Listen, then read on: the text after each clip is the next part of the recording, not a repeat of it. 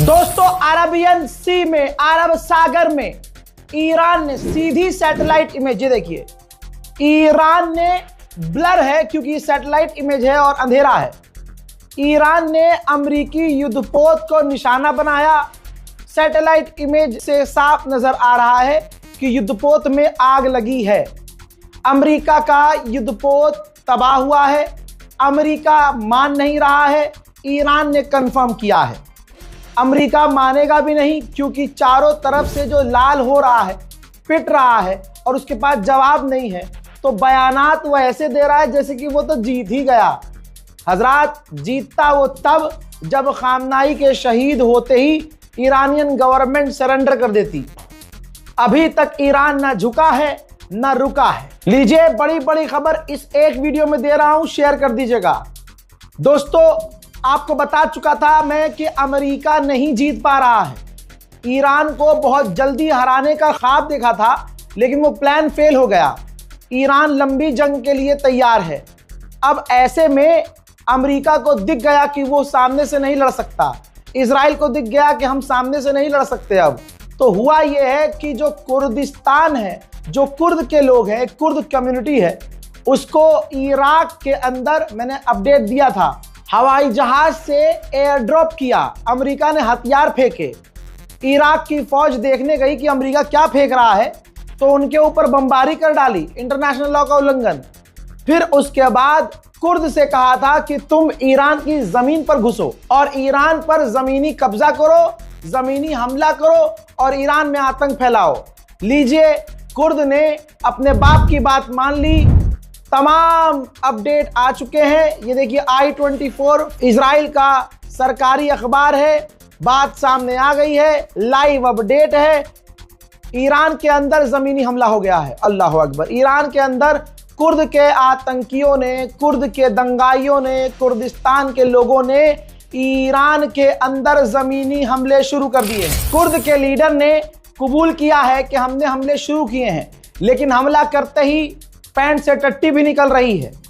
Kurd के leader ने कहा है कि हमें डर है, हमें खौफ है कि अगर हमने ईरान पर हमले जैसे शुरू कर दिए हैं तो ऐसा ना हो कि कुर्द को, बल्कि पूरे कुर्दिस्तान को, इराक के अंदर कुर्दिस्तान पर ईरान हमले शुरू ना कर दे। हजरात, आपकी स्क्रीन पर आपको समझाने के लिए इराक और कुर्दिस्तान का मैप। कुर्द को कोई एक्सेप्ट नहीं करता, ना ईरान, न तुर्की, न कोई और। सिर्फ वाहिद अकेला इराक है जिसने मान्यता दे रखी है कुर्द को, और कुर्द को अपना मानता है। अब कुर्द के हिसाब से कुर्दिस्तान इराक का ही एक हिस्सा है।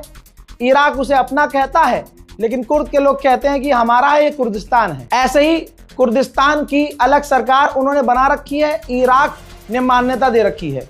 तो कुर्दिस्तान का जो प्रधानमंत्री है, ध्यान से सुनिएगा, कुर्दिस्तान का, ये बहुत इंपॉर्टेंट है। अगर ये मिस हो गया ना तो आगे की चीजें आपको समझ में नहीं आएंगी। जो कुर्दिस्तान का राष्ट्रपति है, बहुत ध्यान से सुनिएगा वरना समझ में कुछ नहीं आएगा आपको आगे का। कुर्दिस्तान के राष्ट्रपति ने ईरान के विदेश मंत्री को फोन किया है और फोन पर आगा खामनाई की शहादत का शोक व्यक्त किया है। तो कुर्दिस्तान अगर है भी, कुर्द के लोगों का जो राष्ट्रपति है वो ईरान का साथ दे रहा है, लेकिन उसके लोग, जो दंगाई आतंकी लोग हैं, अमेरिका के आगे जो घुटने टेक चुके हैं, वो ईरान में घुसकर जमीनी हमला कर रहे हैं। अमेरिका यहीं हार गया। जब अमेरिका और इजराइल को तीसरे की जरूरत पड़े, और भी आतंकियों की, तो सोचिए हार गया कि नहीं हार गया? हार गया ना भाई। अब सुनिए अमेरिका और इजराइल क्या कर रहे हैं। ईरान के बॉर्डर पर, ईरान और कुर्द के बॉर्डर पर हमला कर रहे हैं ताकि वहां डिस्ट्रक्शन हो, तबाही हो और कुर्द के लोग ईरान का बॉर्डर क्रॉस करके अंदर घुसें।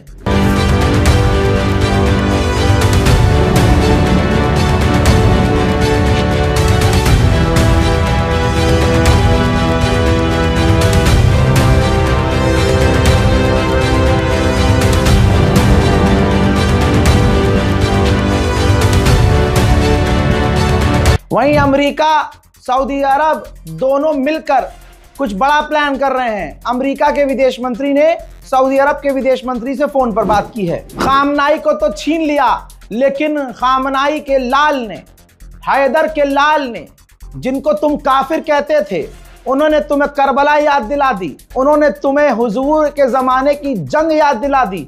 आपको एक बड़ी खुशखबरी दे दूं, ईरान के इस 2-3 दिन के हमलों में ही अरब इतना खतरे में पड़ गया है कि अरब भूखा मर सकता है, मिडिल ईस्ट भूखा मर सकता है। कैसे?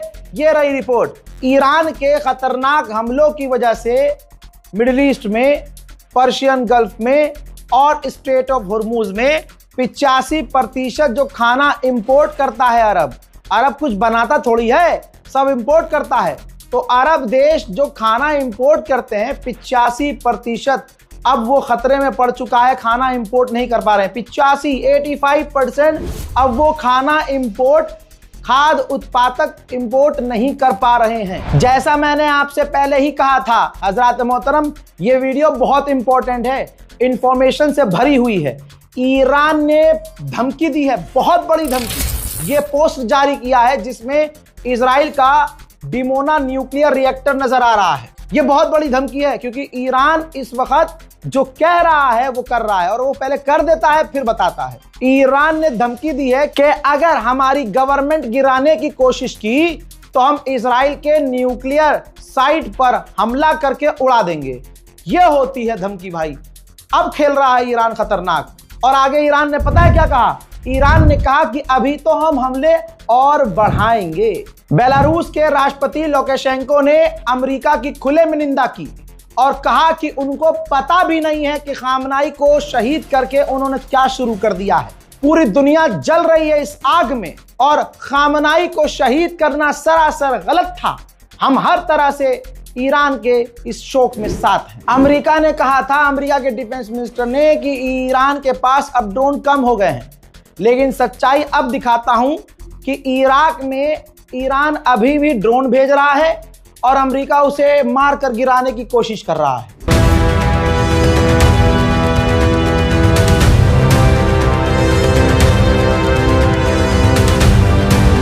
सच मुंह से CNN के निकल गया। आप लोगों को ईमान का वास्ता है, शेयर कीजिएगा क्योंकि ये खबरें दबाई जा रही हैं। CNN लाइव रिपोर्टिंग कर रहा था तेल अवीव से। लाइव रिपोर्ट करते करते पीछे से मिसाइल आने लगी, तो पत्रकार ने कहा कि यहां मिसाइलें आ रही हैं लेकिन हम आपको दिखा नहीं सकते क्योंकि गवर्नमेंट ऑफ इजराइल ने मना किया हुआ। ईरान की एक एक बात सच साबित हो रही है। डोनाल्ड ट्रंप ने अब बयान में कहा है कि उनकी लीडरशिप मारी जा रही है, जो भी अगला लीडर बनने वाला है वो सब मिट रहे हैं, और अगर हम हमला ना करते तो ईरान पहले इजराइल पर हमला कर देता। अमेरिका पर हमला तो नहीं करता, इजराइल पे करता। तो ये बात क्लियर हो गई। जो ईरान के विदेश मंत्री ने कहा कि ये जंग इजराइल की थी, अमेरिका ने अमेरिका फर्स्ट को खत्म करके इजराइल फर्स्ट रखा। ये नीति रखी कि हमारे लिए इजराइल पहले है, अमेरिका बाद में। तो अमेरिकियों को धोखा दिया ट्रंप ने और वर्ल्ड वॉर छेड़ दी सिर्फ इजराइल के लिए, क्योंकि इजराइल के पास एप्स्टीन फाइल की तमाम वीडियोस हैं जिसमें डोनाल्ड ट्रंप छोटी छोटी बच्चियों के साथ गंदे काम कर रहा है। And their leadership is just rapidly going. Everybody that seems to want to be a leader, they end up dead. And it's an amazing thing that's taking place. Years they've been killing our people and killing people from all over the world, and I think we have great support. And I think if we didn't do it first, they would have done it to Israel and give us a shot if that was possible. आप शैतान की strategy समझिए। Israel border पर हमला कर रहा है ताकि आतंकवादी घुस सकें। ठीक, पहला अपडेट जो वो कर रहा है। इजराइल का दूसरा अपडेट ये है, उसकी स्ट्रैटेजी ये है कि वो ईरान में पुलिस स्टेशनों को निशाना बना रहा है ताकि पुलिस स्टेशंस को तबाह कर दे, और ईरान के जो गद्दार लोग प्रदर्शन करना चाहते हैं मूसाद और CIA से पैसा लेके, और लाखों वहां जो मूसाद के एजेंट्स हैं वो सड़क पर उतर कर जब प्रदर्शन करें तो पुलिस हो ही ना, क्योंकि स्टेशन तो उड़ा दिया। ये इजराइल की नीति देखिए कितनी खतरनाक है। ऐसे दो शैतानों के सामने 2 मिनट भी टिकना कितना खतरनाक है। लेकिन ईरान ने 2 दिन में पूरा मिडिल ईस्ट हिला दिया। और एक वो है, समझ रहे हैं ना किसकी बात कर रहा हूं? हाँ, एक वो है 2 कॉल पर हगीज में हक देता है। ऐसा बजाया है ईरान ने अरब के नेताओं को और अरब में अमेरिकी साइट्स को कि अरब लीग रोने लगा। अरब लीग ने पहला स्टेटमेंट जारी किया है और ईरान से रिक्वेस्ट की है कि अब और हमले बंद कर दो यार अरब पर। हाँ, रिक्वेस्ट की है कि अरब पर हमले अब बंद कर दो। हजरात, एक नेता है, उसके घर पर कभी खाना खाने मत जाना, क्योंकि जब तुम उसके यहाँ जाओगे और जब खा पी के वहां से निकलोगे, उसकी गली में तुम पर हमला होगा, लेकिन वो पलट कर मुर्दा देखेगा भी नहीं तुम्हें। ईरान का युद्धपोत अमेरिका ने श्रीलंका के समुद्री इलाके में उड़ाया जो भारत से वापस जा रहा था। तब भारत के अंदर यही मोदी दोगली सरकार ईरान को अपना मित्र बता रही थी और जब उनके दोस्तों को, 100 से ज्यादा दोस्तों को श्रीलंका के करीब मार दिया तो मोदी ने मुंह फेर लिया। एक ट्वीट तक नहीं। क्यों? डर देखो आप, डर कितना डरा हुआ है प्रधानमंत्री हमारा कि एक शोक व्यक्त नहीं कर रहा है, ये तक नहीं कह रहा है, ईरान से फोन पर बात ही नहीं कर रहा कि भैया ये जंग खत्म होनी चाहिए, बीच का बयान भी नहीं दे रहा है। लेकिन भारत के गद्दार मुसलमान फिर भी उसे ही वोट देंगे। हैं बहुत गद्दार, मिलेंगे आपको। अल्लाह अकबर। मेरे दोस्तों, ये श्रीलंका से तस्वीर आई है। श्रीलंका ने बेचारे ने जैसे तैसे, श्रीलंका की नेवी ने ईरान के जो फौजी, जो युद्धपोत था, जो मारे गए फौजी नेवल ऑफिसर्स, 100 से ज्यादा लाशों को ढूंढ कर निकाला है और अभी ऑपरेशन जारी है। वहीं ईरान ने एक आधिकारिक वीडियो जारी कर दिया है, शेयर कीजिएगा क्योंकि ये ईरान की इंफॉर्मेशन है और ईरान की इंफॉर्मेशन को दबाने की कोशिश की जा रही है। भारत के मुसलमान, कुछ क्रिएटर्स भारत के मुसलमानों के इमोशन का इस्तेमाल करके फेक न्यूज भी फैला रहे हैं। सही इंफॉर्मेशन शेयर कीजिए ताकि ईरान को सपोर्ट मिले। ईरान ने यह वीडियो जारी किया है कि मिडिल ईस्ट में, अरब में और इजराइल में कहां कहां उसने निशाना बनाया है, कहां कहां उसने हमला किया है। ध्यान से देखिए इस वीडियो को। बहुत हम मेन पार्ट लगा रहे हैं क्योंकि यह वीडियो काफी लंबा है। अरब देशों में अमेरिका के जो एयर बेसेस हैं, जो अमेरिका की एक्सेसरीज हैं, जो अमेरिका के ठिकाने हैं, इजराइल के ठिकाने हैं और खासकर इजराइल जहां जहां भी हमला किया है, ईरान ने सबकी जानकारी इस वीडियो में मैप पर दिखाई है। हजरात मोहतरम, अब कमाल की बात सुनिए। ये व्हाइट हाउस की प्रवक्ता है, व्हाइट हाउस की ऑफिशियल प्रवक्ता। इसने पता है क्या कहा है, सुनिए। The president had a feeling, again based on fact, that Iran was going to strike the United States, was going to strike our assets in the region, and he made a determination to launch Operation Epic Fury based on all of those reasons. पता है इसने क्या कहा? इसका कहने का मतलब ये है, मतलब क्या कहा इसने, यही है कि डोनाल्ड ट्रंप को फीलिंग्स आ रही थी कि ईरान अमेरिका पर हमला करने वाला है, इसलिए डोनाल्ड ट्रंप ने ईरान पर हमला। तेरी बहन की राह तू छोड़ दो, सब देखते हैं यार, देखते लो, अबे कुछ भी बोले जा रहे हैं, अबे छोड़ दे तू। अरे नहीं भाई नहीं।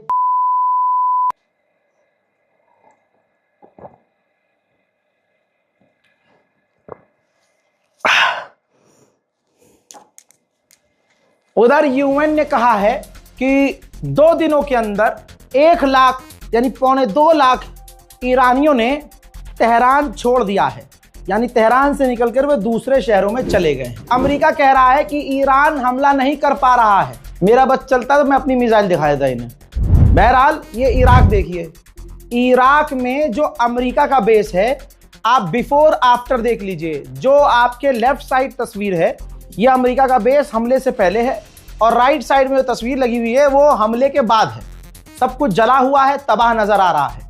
तो आप लोगों से यही रिक्वेस्ट है कि रील पर भरोसा ना करें, चाहे वो मुसलमान क्रिएटर की हो। ऐसे पत्रकार पर भरोसा करें जो मिडिल ईस्ट एक्सपर्ट हो, मिडिल ईस्ट को समझता हो और जेन्युइन फैक्ट के साथ, प्रूफ के साथ आपको खबर दे। 30 सेकंड, 5 सेकंड, 15 सेकंड, 20 सेकंड वाली रील ना बनाए। रील भी बनाए तो उसके पास वो एक्सपीरियंस हो कि भाई ये पत्रकार है, ये जेन्युइन खबरें देता है। ऐसा नहीं, क्योंकि मैंने देखा है कौम में बहुत गलत फहमी। मेरे पास व्हाट्सएप आ रहे हैं लगातार, भाई देखना, क्लियर करना, भाई ये तो वेरीफाइड चैनल है, भाई इनका तो यूट्यूब चैनल है, भाई ये खबर दिखा रहे हैं। जज्बात के साथ कुछ क्रिएटर्स खेल रहे हैं, उन लोगों से मेरी हाथ जोड़कर गुजारिश है, मेरी जान, सच बोल के इज्जत मिलेगी, झूठ बोल के मिलियंस में फॉलोवर मिल जाएंगे, लाइक मिल जाएंगे, लेकिन 4 दिन बाद आपके वही फॉलोवर आपको गाली बकेंगे, क्योंकि आपका झूठ ज्यादा दिन चलेगा नहीं। फिलहाल के इस अपडेट में इतना ही, लौट रहा हूं फिर से बड़ी जानकारियों के साथ, तब तक के लिए जय हिंद।